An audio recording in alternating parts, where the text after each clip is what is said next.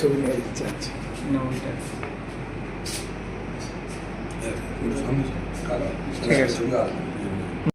দেখুন, আরামবাগ জেলা চাই এটা তো বাস্তবসম্মত বিষয়। আমাদের এই হুগলি যে প্রশাসনিক জেলা তার কেন্দ্র হচ্ছে চুঁচুড়া। এই চুঁচুড়া পর্যন্ত যেতে যেতে মানুষের 3 ঘন্টা সময় লাগে। খানাকুল থেকে তো 3 ঘন্টা সময় লাগে, খানাকুল গোঘাট থেকে 3 ঘন্টার ওপরে সময় লাগে। আর 3 ঘন্টা 6 ঘন্টা যাতায়াত করতে সময় লাগে, বাকি অফিসিয়াল কাজ হলে আরও 2 ঘন্টা, মানে 8 ঘন্টা, সারাটা দিন শেষ।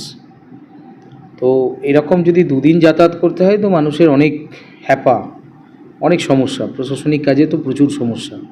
আমি তো নিজে মনে করি যে এত দূরে জেলা হওয়া প্রয়োজন নয়, জেলাটা আমাদের আরামবাগের মধ্যে থাকা উচিত। তো আরামবাগ জেলা চাই কমিটির পক্ষ থেকে যে দাবি রাখা হচ্ছে এটা আমি মনে করি বাস্তবসম্মত। এই দাবি আমিও মেনে নিচ্ছি। এই দাবির সমর্থনে আমরাও নির্বাচনের আগে ঘোষণা করেছি, 26 নির্বাচনের আগে, বিধানসভা নির্বাচনের আগে ঘোষণা করেছি যে আমাদের ম্যানিফেস্টোতে আমরা রেখেছিলাম আরামবাগকে প্রশাসনিক জেলা করা হবে। তো নিশ্চিতভাবে আমরা মাননীয় মুখ্যমন্ত্রী শুভেন্দু অধিকারী মহাশয়ের কাছে পুরো বিষয়টি নিয়ে আমরা রাখবো। আমরা 4 বিধায়ক আছি এখানে, 4 বিধায়কই বিষয়টি রাখবো। বাকি আরামবাগ জেলা চাই কমিটির পক্ষ থেকে ওনারাও যে দাবি রাখছেন সেটাকে আমরা ফরওয়ার্ড করব। হ্যাঁ, নিশ্চিতভাবে।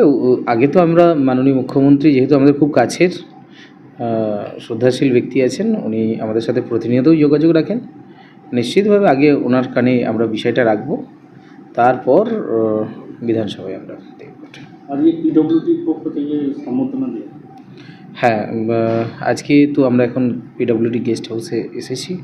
এই হাউসগুলো আগে তৃণমূল দখল করে রাখতো, তো নিশ্চিতভাবে প্রথম এসেছি, ওনাদের অভিনন্দন পেয়েছি। পিডব্লিউডি গেস্ট হাউসকে আরও সুন্দরভাবে সাজাতে হবে, এসব বিষয়গুলো নিয়ে চর্চা করব।